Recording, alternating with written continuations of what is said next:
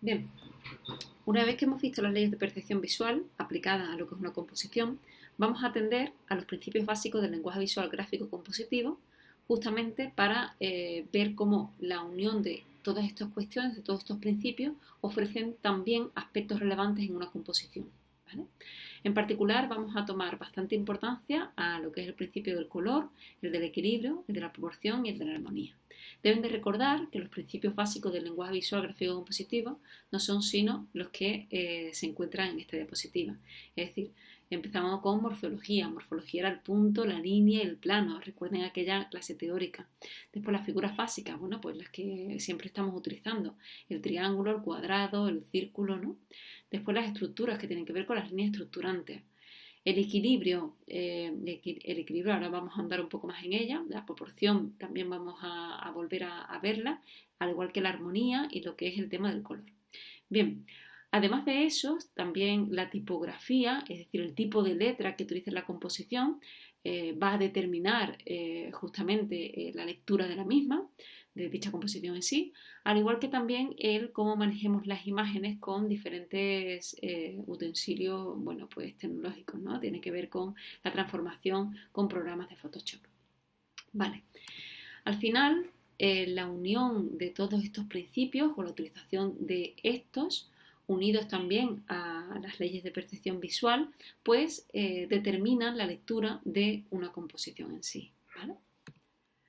Bien, vamos a resaltar algunos aspectos vinculados al tema del color y lo que es la composición. Deben de recordar que los colores primarios son el rojo, el azul y el amarillo. Se llaman primarios porque son colores que no se consiguen con la combinación de otros. Sin embargo, los intermedios, por ejemplo, entre el azul y el amarillo, es decir, el verde, pues se consigue con la unión de los pigmentos azules con los pigmentos amarillos, ¿no? Al igual que los violetas, bueno, pues se consiguen con la unión de pigmentos azules, ¿con qué? Con el siguiente que le sigue, el siguiente primario dentro de esta rueda de colores, bueno, pues sería lo que es el rojo, ¿no? Y así sucesivamente. El color posee una temperatura o una apariencia que permite clasificarlos, por una parte, en fríos, colores fríos, en colores intermedios y en colores cálidos. Los colores cálidos son los rojos, los marrones, los amarillos y los naranjas, ¿no? Mientras que los colores fríos, bueno, pues son los que se encuentran en esta parte de la rueda, que son fundamentalmente lo que es el azul, los grises, los verdes, los celestes, ¿no? Así que nosotros podemos llegar a conseguir en una composición una armonía monocromática, es decir, hacemos que los colores no hayan cosas disonantes atendiendo al color dentro de esa composición, siempre que, por ejemplo, usemos un solo color y dentro del mismo sus diferentes tonos. Esta composición, por ejemplo, que esto es un edificio de Barragán, la vivienda de Barragán, pues podemos decir que es una imagen que está en armonía, es un espacio armónico, atendiendo al color. ¿Por qué? Porque existe un único color y dentro del mismo diferentes tonos. Estamos utilizando la armonía monocromática que se llama. Atendiendo a esto, bueno, pues hay composición en el mundo de la imagen que tiene que ver con esta armonía monocromática, ¿no? Como por ejemplo esta imagen. Fíjense cómo aquí estamos utilizando principios básicos del lenguaje visual gráfico compositivo, en particular lo que es el color, ¿no? Pero después también estamos atendiendo a la ley de a las leyes de percepción. Nosotros aquí vemos una botella gracias a la ley de la experiencia o a la ley del cierre o a la ley de la semejanza, ¿no? Fundamentalmente, ¿no? O de la proximidad, ¿no?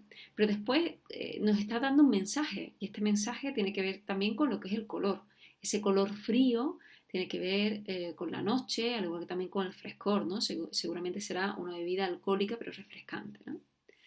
Bueno, el color que ofrece, bueno, el concepto de armonía complementaria atendiendo a lo que son los colores se obtiene cuando se usan colores opuestos en las ruedas de colores, ¿no? Así que, por ejemplo, este edificio de Barragán, esta casa que es la misma casa anterior, es la casa de Barragán, del fantástico arquitecto mexicano, bueno, pues podemos ver que este espacio está en armonía complementaria porque utiliza rojos y azules, ¿no? Que se encuentran, bueno, dentro de esta rueda de colores en líneas opuestas, ¿no? Si nos vamos al mundo de la imagen puro y duro, bueno, pues de nuevo esta imagen bueno, pues ofrece justamente esa armonía complementaria gracias al uso complementario de colores, ¿no? En este caso lo que es el naranja y el azul. O esta otra, ¿no? Que es el póster este de la película de Aladdin. Bueno, pues podemos ver cómo en este caso no existe un opuesto directo, sino una triada, ¿no? Son triadas de colores, que formando un triángulo dentro de la rueda compositiva, pues podemos decir que esos colores que forman dicho triángulo, de equilátero en este caso, bueno, pues siempre ofrecerán esa armonía también a lo que es toda la composición, ¿no? Aquí el uso del violeta, del naranja y de lo que son los verdes, bueno, pues no hacen que sean, no ofrecen una composición disonante, ¿no? Sino que existe correspondencia entre los diferentes elementos gracias justamente a dicho color, ¿no? Después, como último apartado, dentro de las armonías que podemos conseguir con los colores, están las armonías análogas. Lo conseguimos cuando utilizamos colores consecutivos en la rueda de colores, ¿no? Esto aplicado, por ejemplo, a un espacio. Decimos que este espacio, atendiendo al color, es armónico, justamente porque los colores utilizados son consecutivos en su rueda de color, ¿no? En el mundo de la imagen, bueno, pues igual, ¿no? Los pósters de las películas se basan muy mucho en la utilización del color, de ese principio básico, para transmitir un mensaje, para ofrecer armonía también dentro de la composición, ¿no? Bien, otro de los principios básicos del lenguaje visual, gráfico, compositivo que hemos visto en clase y que vamos a resaltar aquí en este apartado, tiene que ver con lo que es el equilibrio. El equilibrio de una imagen o de una composición tiene que ver con preguntarnos cuánto pesan visualmente las cosas, atendiendo a su tamaño, a su forma y también a su color, ¿no? De hecho, nosotros pusimos este ejemplo en clase y dijimos, bueno, esto, pese a no estar en la misma línea, ofrece cierto equilibrio. Es decir, yo creo que la fuerza de la masa compositiva de todo esto es capaz de equilibrarse gracias al uso de la forma, del color, al igual también el tamaño de los objetos, ¿no? Por ejemplo, es muy claro que estos de aquí se equilibran con este de aquí, al igual que también si cortamos una simetría por esta zona, ¿no? Podemos decir que toda esta parte baja está compensada con esta parte superior, ¿no? Después otro principio básico del lenguaje visual que utilizamos en la composición de imágenes tiene que ver muy mucho con lo que es la proporción. La proporción decíamos que una cosa es proporcional a otra o cuando una cantidad contiene en sí a otra menor, manteniendo una razón constante entre ellas, y eso es absolutamente fundamental, ¿no? Yo os hablaba, por ejemplo, el ejemplo de mis manos, ¿no? Que estaba desproporcionada, ¿no? Porque si yo divido mi cuerpo en unidades, por ejemplo, en cabezas, ¿no? Yo puedo decir que mi cuerpo está formado por 7 cabezas en vertical, imaginaros, ¿no? Bueno, pues las manos no entran dentro de esa proporción. Podemos dar ese ejemplo, ¿no? Después, otro principio básico que utilizamos también en las composiciones, pues tiene que ver con la armonía. En las composiciones, pero también en la arquitectura. Podemos ver cómo esta vivienda fantástica de Oscar Niemeyer, pese a tener unas formas tan extrañas, ¿no? En su planta sí, en su planta fundamentalmente, bueno, pues decimos que está, que decimos que está disculpen, que está, ahí, existe armonía porque existiendo una variedad de elementos, estos dialogan entre sí debido fundamentalmente al tamaño de los mismos, al igual que también a la proporción y al equilibrio, ¿no? O sea que todo guarda una relación fantástica, ofreciendo así a la composición final una armonía, ¿no? Bien, entonces, teniendo en cuenta eso, hemos visto, por tanto, por una parte, las leyes de percepción que se utilizan en el mundo de la imagen.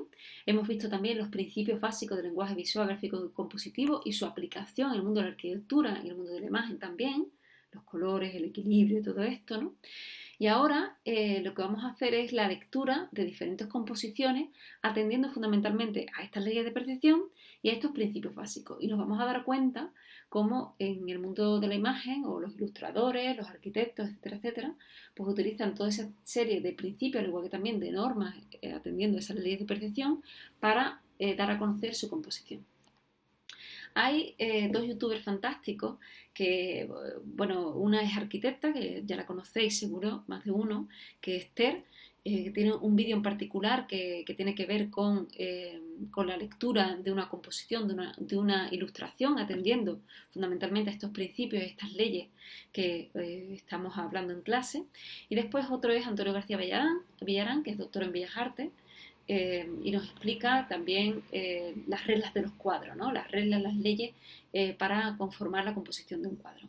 Entonces tienen aquí el enlace, así que bichenlo. Bien, nosotros por nuestra parte vamos a coger diferentes obras y vamos a hacer una lectura atendiendo a todo este batiburrillo de conceptos que hemos estado manejando, ¿no?